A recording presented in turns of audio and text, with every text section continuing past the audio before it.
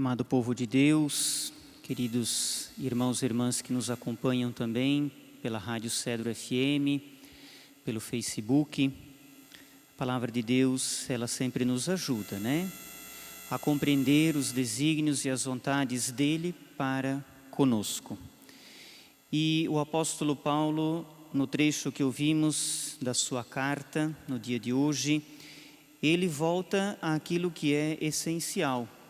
Ele volta ao mandamento do amor. E me chama muito a atenção o versículo 10. O amor não faz nenhum mal contra o próximo.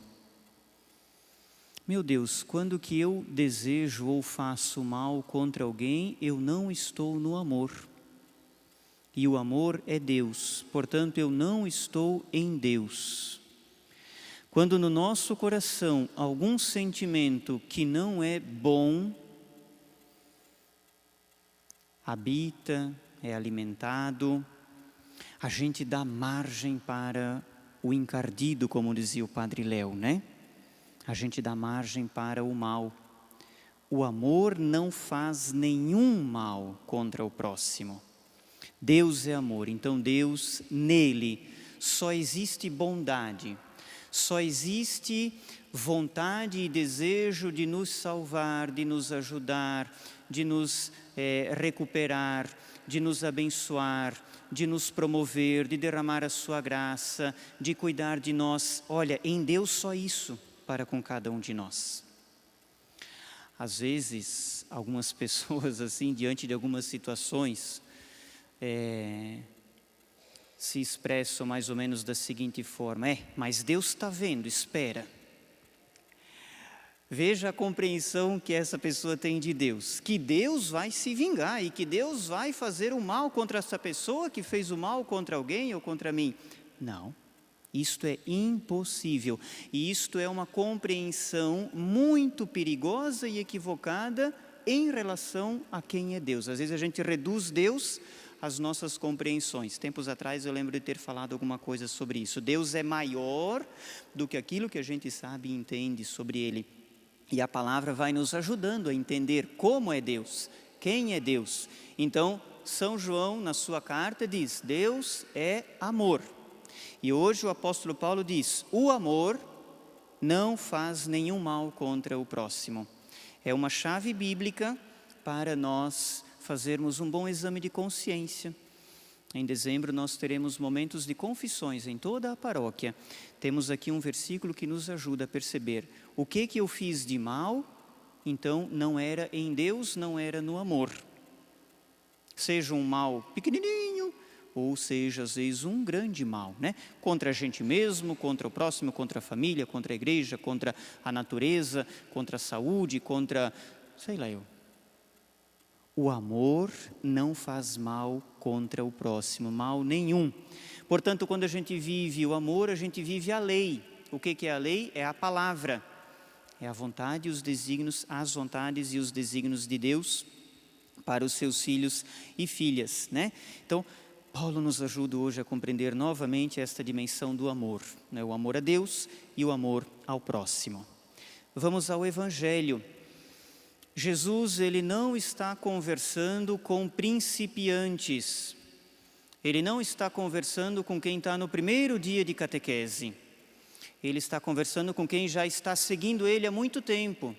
Nós estamos na altura do capítulo 14 do Evangelho. Jesus já tomou uma decisão de ir para Jerusalém, lá no capítulo 9 ou 10. E agora ele está indo, o caminho dele é Jerusalém, ele não volta mais para casa, ele não volta mais para trás, ele vai para frente, é Jerusalém, paixão, morte e ressurreição. A vida dele já tem um projeto, um plano traçado, e existe uma multidão vindo atrás dele. Mas me parece que Jesus percebe que alguns dos que estão seguindo ele não estão entendendo direito as coisas. Tanto que hoje ele diz: olha gente, para me seguir, tem que deixar algumas coisas e tem que colocar Deus em primeiro lugar. Eu imagino, pelo início do texto, né? Voltando-se à multidão, Jesus disse: se alguém vem a mim, mas não se desapega. A chave é esta, desapego. Não tem como querer seguir o Senhor sem deixar para trás aquilo que pode nos impedir de seguir o Senhor. E Jesus, ele não fica falando de coisinhas pequenas.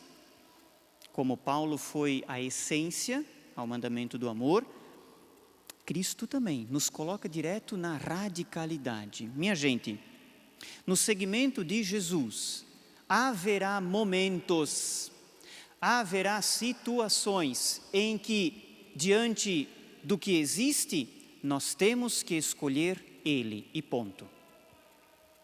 Quem não se desapega, olha bem, pai, mãe, mulher, filho, irmãos, irmãs, meu Deus, que Jesus louco, como assim? Eu vou ter que agora então sair de casa e morar na igreja?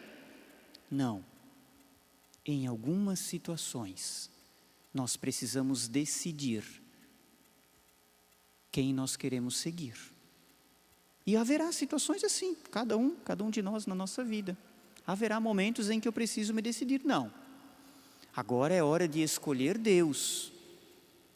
Não é hora de agradar a alguém, é hora de escolher Deus. Nessa situação, à altura da minha vida, diante de toda a experiência de fé que eu fiz, eu escolho Deus.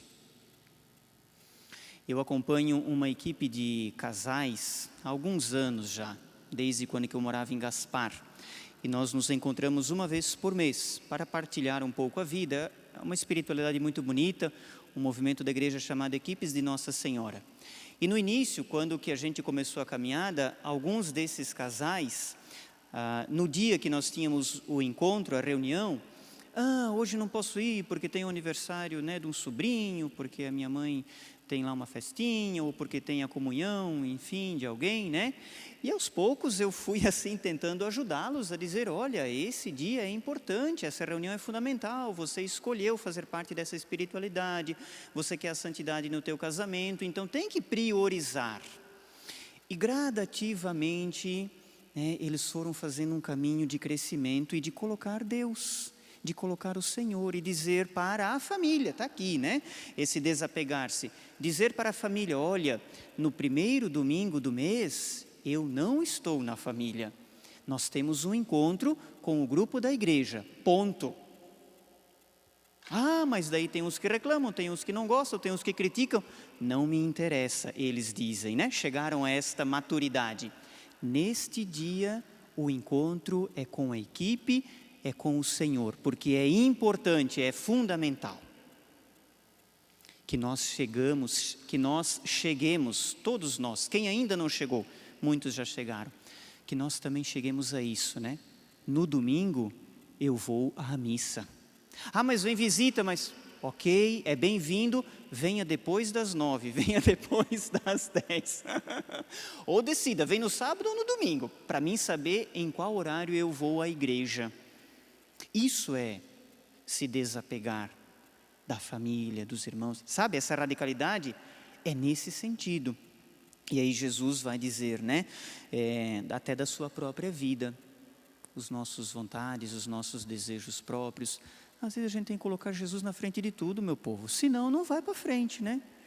Só quando dá vontade, só quando sobra tempo, não dá. Tem que ser uma escolha radical. Jesus olha e diz, quem quiser me seguir é assim. E ele percebe que nem todos ainda alcançaram esta maturidade. Por quê? Porque nós vamos ter que construir e nós vamos ter que enfrentar lutas. A torre, a construção. O que é construir uma torre? Não é construir a torre da igreja ali, né? A torre é um lugar alto e em cima dela eu consigo ver as coisas acontecendo, eu consigo cuidar de tudo. Isso é a torre, é um ponto de cuidado.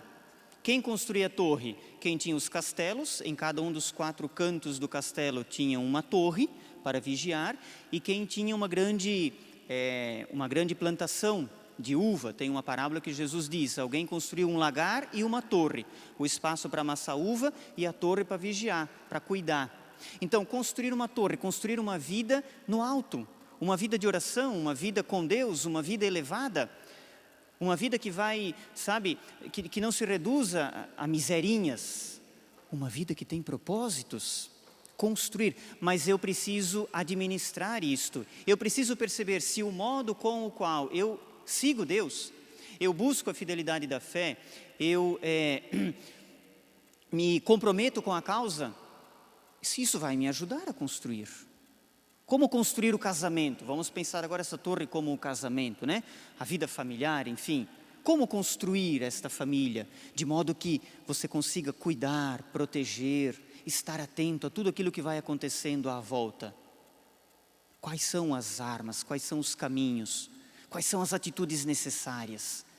Jesus vai nos ensinando isso, a administrar bem os nossos propósitos, desejos e vontades com o Senhor.